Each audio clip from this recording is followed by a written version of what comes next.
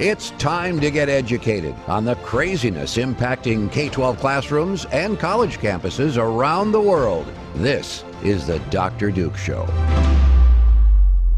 Hello, everyone, and welcome to the Dr. Duke Show. We've got a great program for you today, so please hit that share button and keep us growing.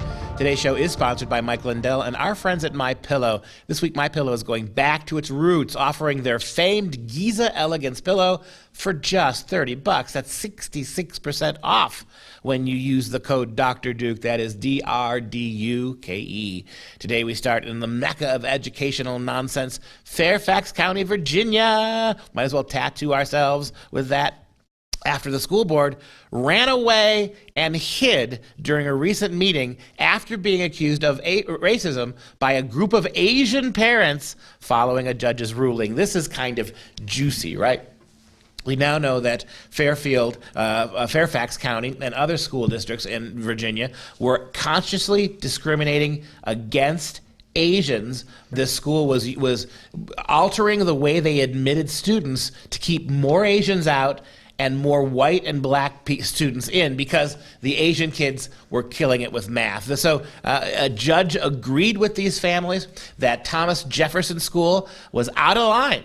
And nothing better than schadenfreude when a bunch of Asian moms show up at that school board member and start the school board meeting and start giving it to them left and right. Take a quick look. You are the new face of racism. I love your smirk, Scott Brabrand. I love all the shrugs you give us. That is the kind of disrespect we've gotten. I have here a copy of a book for each one of you, Race to the Bottom. And you are all in this book. You are all going to get a book for you, Corporate Sanders, a book for you, Ronald Nation, a book for you, Stella McCarthy, because all of you have failed us. I will have all of these books. I hope you read them from cover to cover and see yourself in the pages of history as failures. So that was a mom, Azra Nomani, who's actually, was born in India, and she's a mother of a student who is at the school there. And let's just note, it's the Thomas Jefferson School for Science and Technology. And it was at that school that once upon a moon, they had the highest math test scores in the whole country. And then the school board, as you just saw, they're the ones who determined that's simply not equitable. And so then we're going to get rid of the math test for science and technology school. But let's just get rid of the math test. Makes sense, right? No. So anyway, Azra Nomani, the mom, has been going to these school board meetings all the time. We've reported on her before. She's spoken up and defended basically what's been happening from the parent side, saying we have the right to speak up on our children's behalf because we're the parents. And the fact that she went to the school board meeting and had the book that was written by Luke Rosiak, who you may remember him. He's the one who did the whole uncovering, did the best investigative reporting that's basically been done in the past couple years, especially with education, as to what happened with the rape, if you will, also in Virginia. And that was just Loudoun County, just the neighbor. So Azra was there. She gave the books to the school board members, and I like that she had the actual hardcover copies there. And she went up to each of, as best she could, she went up to each of the board members and said, I have here a copy of a book for each one of you, Race to the Bottom. And you're all in this book. A book for you, Karen Corbett Sanders. A book for you, Stella Perkarski. A book for you, Abrar Omish. And then everyone erupted in cheers. And it says, all of you have failed us. I have all of these books. I hope you read them from cover to cover and see yourself in the pages of history as failures. Yeah, and this is stunning. This was, again, one of the highest, nothing but bad news on educational front. This used to be Thomas Jefferson School, one of the abs for science and technology, one of the absolute best math and science preparatory high schools anywhere in this country. It was magnificent. And so what? So it attracted a lot of Asian kids, right? People who lived within the district wanted to go to this school. Many kids from Southeast Asia, India, as we just saw, were taking these classes. They were knocking it out of the park. And those idiot school board members, the self-righteous, indignant, intolerant, wildly, mindlessly woke children who run that school board said, hey, too many Asians getting too many good grades. All these white and black kids and Hispanic kids not cutting it. So what we're going to do is we're going to destroy the academic bona fides of this school and eliminate our Asian problem, all those way too smart kids, to bring other kids in. We don't care about our ranking. We're not even going to be a math and science school anymore. We're just going to be another typical average high school that looks all kinds of different representation of races and everybody not knowing how to pick their noses, let alone how to solve high functioning equations. Yeah, so Azra and then the other moms and dads started shouting racist, racist, racist at the school board, and that's dangerous. So then school board had to say, I'd like the board to take a recess, and they declared it, and they left and scurried backstage. And it's just kind of interesting because, as Nomani said, you have caused us pain. There are people here who have survived the Cultural Revolution. Yuyan, who they're speaking about, one of the moms there, stood in Tiananmen Square. I am a woman of color, but you don't care, do you? You'll bring all of the white security guards. We, the Asians, don't matter to you. We're supposed to be the good, obedient Asians. That's what you expect of us, don't you? Especially women.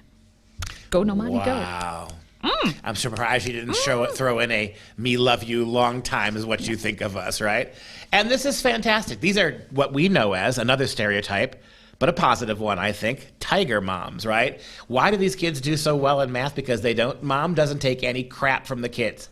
Interesting. You don't see a lot of these Asian kids participating in sports, right? They don't have a lot of extra credits. Many of them don't do extracurriculars because they are honed in, zoned in, baby, on academic achievement. And for these moms, it must have been a sweet moment to stand before this board of other unworthy anti-educrats and just tell them what you think of them.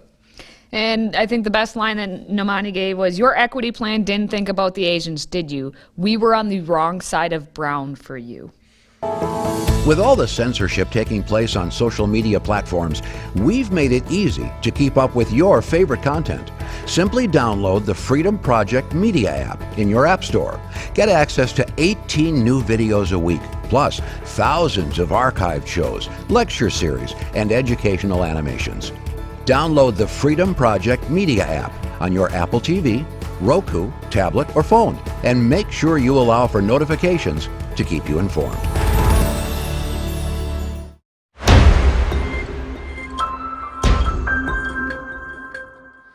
You know, as a parent, one thing that really gets your blood boiling, your blood pressure skyrocketed, is when you get a call from the school and you don't know what it's about, or you get a note from the school and you don't know what it's about until you read it or hear from them. And then, especially in California, when you hear that there was a mask raid done at your school. And by school, I mean preschool. Well, that happened in the San Diego area, where there was a mask raid, and those toddlers, they clearly always have to be separated from the adults so they can be interrogated without any of those pesky adults interfering, so you can get the truth out of the toddlers. Well, officials with the California Department of Social Services visited each of Aspen Leaf Preschool's 3 San Diego area locations after they were tipped off that these preschools were skirting the statewide mask mandate. That's what we're focusing on. 3-year-olds not wearing their masks. So let's send in all of our taxpayer money resources to get those toddlers. And of course, again, separate them from the adults so we can interrogate them. This happened back in January, which was 1 week before the governor there, California, Governor Gavin Newsom, violated his own mask rules, because he did that time and time again. But all for thee and not me.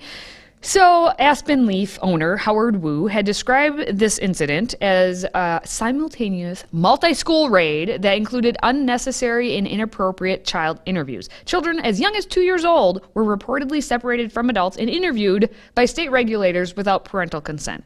I have a 2-year-old. I can only imagine what those interviews went like. Are you wearing your mask? No. Play? That's play? Oh, okay. Anyway, parents then filed official complaints with the state, and they said, I do not feel this interview served my child's safety or well-being, and I believe it may have given a harmful impression about her obligations to speak with strange adults in private without known caretakers present. Yeah. They're starting down the road of just, If a big scary stranger comes and asks you questions, yeah, just answer them and go with whatever they say. And that's good to think about. And the parents, of course, were outraged. Parents filed an official complaint with the state, said, I do not feel this interview served my child's well-being, as Katie just wrote you, but drop down a little bit further. Another parent wrote that they were frustrated, angry, aghast, and confused. These are only a few of the words that describe what we parents felt for a 3.5-year-old who was questioned by government officials. I wonder if they had a perp walk. I wonder if they had to frisk their diapers to make sure that this went fine. Wu himself actually said the preschool never enforced California's mask mandate, considering children would not be wearing a mask when eating or napping, two activities that consume a substantial amount of the toddler's life. The preschool thought enforcing the mask mandate would be pointless. Another Asian fella, obviously, who seems to understand how the world works. They're toddlers. When they're not eating or sleeping, what are they doing? And for those two things, they're not going to be masked anyway. So what's the point of this? If I may use another Asian metaphor, what's the point of all of this mask kabuki? Now, according to California State, they responded with the most logical of all things. They issued Aspen Leaf a Type A citation, which is the most severe type a preschool could receive. An A for doing bad things. Yes. Aspen is appealing, but the CCLD responded to concerned parents in a March 1st letter defending their actions. Of course they will. We want to ensure that CCLD takes seriously its responsibility. Can I just, point of information, or just PSA, whatever I want to call it, anytime any school starts off with, we want to ensure taking seriously our responsibility of blah, blah, blah, blah, blah, it means it's a line of BS. Complete. Now, they are taking responsibility seriously of the health and safety of children in licensed childcare facilities. It's for this reason that the CCLD spoke with your child. CCLD has confirmed the conversations with children during the complaint investigation were conducted with Aspen Leaf staff present or within line of sight of Aspen, so maybe through a glass window or something with a door that was locked. Who knows? The children during the complaint investigation were conducted with the staff or within the line of sight, and that the CCLD has determined that the interviews were conducted in an appropriate manner and were a necessary component of the required complaint investigation. A licensing evaluator is respectful of a child's choice to answer questions. If at any point during an interview a child expresses or exhibits apprehension or discomfort, the interview is discontinued. I'm guessing it was more of the children asking questions to the interviewer than the other way around, if I know my toddlers. How does a 2.5-year-old or 3-year-old understand his or her rights under the law, right? The right to take the Fifth Amendment if you want to. I mean, the problem with little kids like this is that you can't guarantee them their rights. You can't guarantee that they understand what they don't have to tell you. That's the dangerous aspect of this. And let me just say this for the record. Whoever the little Soviet quisling was who decided to go ahead and tattle on these schools, first of all, I'd love to see a study matching these maskless kids versus other daycares where they masked. Guarantee you these kids are light years ahead, much more ready for school, guarantee it. And I'll bet you that their rate of infection is not one iota worse than all those mass schools. That's the first thing I'd like to have done. It won't happen because that will prove how stupid this was, so you're not going to get that report. But the other thing is, again, that whoever it was that outed them, whoever Soviet quisling who took these people and reported them to Gavin Newsom's educrat Nazi state, I hope you rot in some hell somewhere. Today's show is sponsored by our friends at MyPillow. Save up to 66% on all items at MyPillow.com when you use the code Dr. Duke. That's DRDUKE. Support this show by supporting a great American company.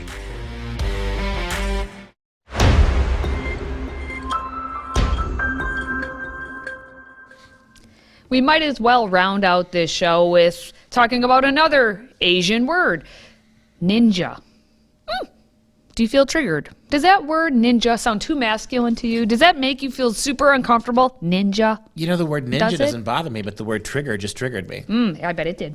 Now, you may be at home clutching one of your, hopefully, MyPillow pillows. Probably not, though, because if you had a MyPillow pillow, you probably don't care about the word ninja as much. Anyway, Campus Reform decided to go around campus as they always do and get kids to answer some questions. And we have a, at least new to me, reporter on the scene. It's Leanna Dippy. She went to the University of Florida, talked to the students there about what's happening at the University of Washington in the IT inclusive. I don't know if it's IT inclusive. IT, that's an IT tech, right? But it's their IT inclusive language guide, and it includes ninja as being a problematic word because it could be too masculine. So let's just take a look at what the college kids had to say about this. So the University of Washington recently released a list of problematic words, and I'm going to read off 3 of them to you, and you're going to tell me why you think they were classified as problematic. The first one is crazy. Calling someone crazy is not really a nice thing to say. It's barely ever in a positive connotation. Nowadays, there's a whole bunch of mental illnesses. It's just not a good thing. People might believe it will be something to do with mental illness. Insensitive to people with mental health problems. I'm actually shocked. Crazy seems like such a normal word to me. The university's reasoning was that it perpetuates stigma against mental health issues. Would you agree that maybe people shouldn't use the word crazy as much? Probably, yeah. Why do you think the word ninja was deemed problematic? Stigmatism towards Asian people. Asian people are only displayed through ninja movies. Something to do with racism. It's insensitive to Japanese people. It might be racially motivated. I guess stereotyping. You got me there. I have no idea. The university's reasoning was that it is culturally appropriative and too masculine. I wouldn't say it's problematic. Why do you think the word freshman was deemed problematic? Oh, I don't think freshman's problematic. I guess in high school it's we hate freshmen. Again, no clue. Because freshmen are inherently problematic. It's also excluding women's freshman. It could be used to make fun of someone. Because it has the word man in it, not something that's neutral. Fresh people. Fresh people. The university's reasoning was that the word man in the word freshman was not inclusive enough and therefore sexist. So wait a second. The word ninja is a cultural appropriation. Look at how far down the rabbit hole you go when you don't stop us when we first see it. We went from dressing like a ninja. If you're a boring white dude, that's a cultural appropriation. Now, to even use the word ninja if you're not apparently Japanese, that's a cultural appropriation. And not only that, if you're a Japanese person who uses the word ninja, you're being non-gender inclusive. So we're not just telling you, boring old white people, what you will and won't say. We're telling the Japanese, we're lecturing the Japanese about the lack of gender diversity in their own language. Way to go, white people lecturing yellow people about their own words and what they mean. Fantastic. Well, and the thing is, freshman, we know, has been on the list of problematic words for a while, but I just had an idea while they were talking about that. We always focus on the man and not the fresh. And in this day and age, it's not good enough to just be fresh. Something must be organic and grass-fed and all of the other things. So get rid of freshman altogether because the whole entire word now is just not appropriate. I did like, though, that if you watch the entirety of that video, a good 85% of it, I would say, maybe 75% of it, the kids are actually this is kind of dumb. There are more important things to be focusing on. So either these kids are coming around to the idea that we've gone so far down the rabbit hole and it's so ridiculous, and they're we have bigger fish to fry. I'm using all sorts of animals in various words today. I'm a pescatarian. Are you a pescatarian? So Very I'm not nice. offended by that. Okay. But what would we do about the vegetarians out there and the vegans? Well, and if it's a fish fry, they probably don't like the greasy foods. That's a good point. See, in other words, the language is going to be so sanitized, there'll be nothing left to say, which is kind of what the government would like. Nobody saying anything to anybody.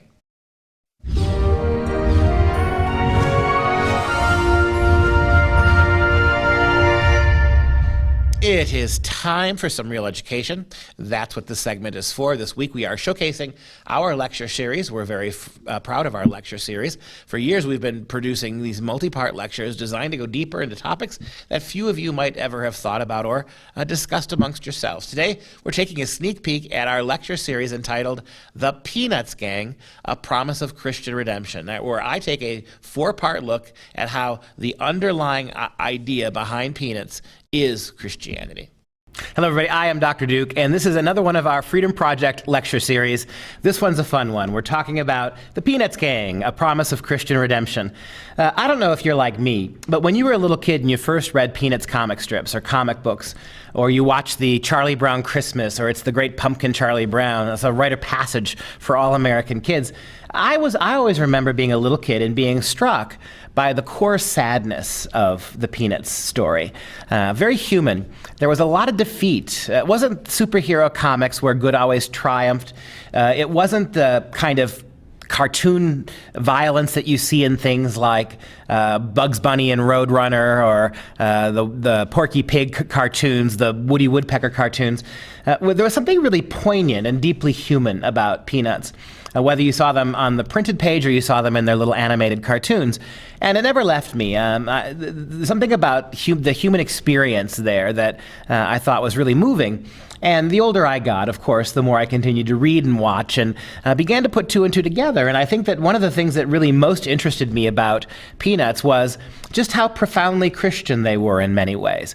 Now, we now know, in studying the life of Charles Schulz, who was himself raised Lutheran, who became for a while quite evangelical, followed Billy Graham, and ultimately at the end of his life came to reject dogma. All his life, Charles Schulz was terribly, terribly suspicious of hypocrisy, Christian double-dealing. He was suspicious particularly of dogma, exclusionary dogma of many churches, problems incidental to all world religions. But he never did lose sight of the fundamental humanity of Christ, the mercy, the virtue. And in his comic book characters, he sort of recreates what it's like to live in a fallen world. You have tremendous heartbreak. Think about Charlie Brown never getting to kiss that red-haired girl, or never getting the winning hit in the baseball game, or never being able to kick that football. You think about the heartbreak that the characters experience in the comic strip, the consequence of people mistreating each other. Charlie Brown is the victim of terrible, terrible comments and insults from some of the other characters, and yet he manages to endure. In the comics, the Peanuts comics, you have this fallen world misery, but it's also circumscribed with laughter, that over and above the moments of despair and sadness, you have great moments of ecstatic joy, of exuberance, of awe, of wonder, of faith. In this regards, and I don't think it's too fine a point, I don't think it's too close a comparison as an English professor, in many ways, the Peanuts comic strip, in my mind, mirrors the structure of Dante, the Divine Comedy, or the Canterbury Tales by Geoffrey Chaucer, where sadness and sorrow and weakness and sin abound, and yet the artist recognizes and circumscribes all of that with laughter and the promise of wonder and the hope of a better world. Who was Charlie Schulz, Charles Sparky Schulz?